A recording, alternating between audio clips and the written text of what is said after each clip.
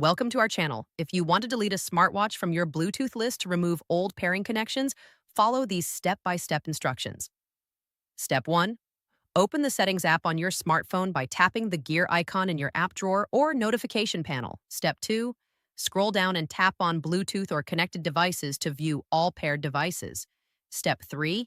If you selected connected devices, tap on Connection Preferences, then tap on Bluetooth to see the list of paired devices. Step 4. Locate your smartwatch in the list of paired Bluetooth devices.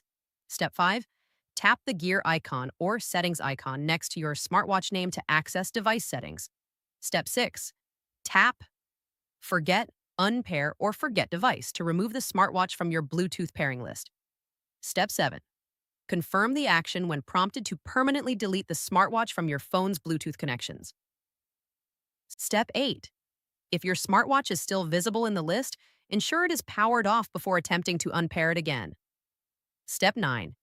Restart your smartphone if needed to ensure the smartwatch is fully removed from the Bluetooth list. Don't forget to like this video and subscribe to our channel.